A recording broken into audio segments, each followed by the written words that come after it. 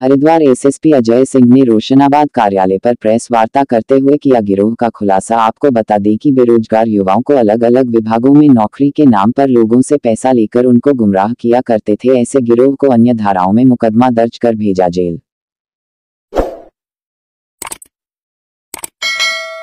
प्राप्त हो रही थी कि बेरोजगार युवकों को विभिन्न विभागों में जैसे स्वास्थ्य और चिकित्सा और शिक्षा विभाग के नाम पर लोक सेवा आयोग और यूपीएसएससी के बैनर तले जो परीक्षाएं होती हैं उसमें जो है कुछ 10% विभागीय कोटा होता है उसको कहकर, और उसमें डायरेक्ट नियुक्ति होगी इंटरव्यू के बाद, ऐसे कहकर काफ़ी सारे युवतियों को ठगा जा रहा था।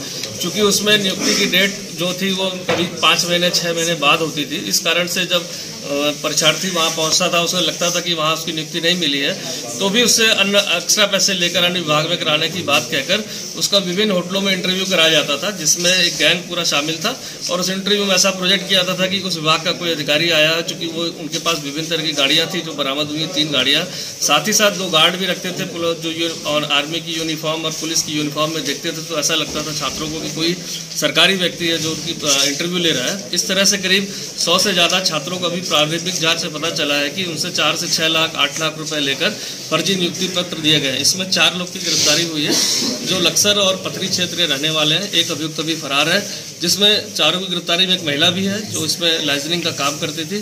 साथ ही साथ एक व्यक्ति सिद्धार्थ जो ऐसे युवकों को विभिन्न क्षेत्रों से लाकर नियुक्ति पत्र बनाते थे। लैपटॉप से अहम जानकारी मिली, बहुत सारे इसमें विभिन्न विभागों की फर्जी मोहरें मिली है और 90,000 रुपये कैश भी बरामद हुआ है। इनसे जो प्रारंभिक पूछताछ हुई है उसमें 5 थानों में अभी तक मुकदमे दर्ज हो चुके हैं और अन्य छात्रों को अभी इसमें जानकारी मिली कि उनके द्वारा भी इसमें इस तरह की शिकायतों को थाने पर दिया जा रहा है। 100 लोग कहाँ गए हैं? 100 लोग सब उत्तराखंड के ही हैं, बाहर के राज्यों के लिए? देखिए, ये भर्तियां चूंकि उत्तराखंड राज्य से रिलेटेड थी, तो सारे लोग अभी जो 100 से ज़्यादा लोग का पता चल रहा है कि इसमें इन्वॉल्व मतलब जिनको दिया गया है वो सभी उत्तराखंड के अभी तक जानकारी मिली कि यहीं के निवासी है। सर, क्या किसी सरकारी विभाग के अधिकारी कर्मचारी की कोई मिली होता है? सर, इसमें नहीं है अभी तक जो ये गिरफ्तारी हुई है उसमें डायरेक्टली किसी का नहीं आया, चूंकि जो लैपटॉप से हमें चीज़ें मिली हैं जो सारा स्कैन करके बनाया जाता है, नियुक्ति पत्र, मोहरें थी, 15 चेकबुक अकाउंट की बुकें मिली हैं जिसमें विभिन्न सोर्सेज से पैसा लिया जा रहा था, उसकी भी छानबीन की जा रही है।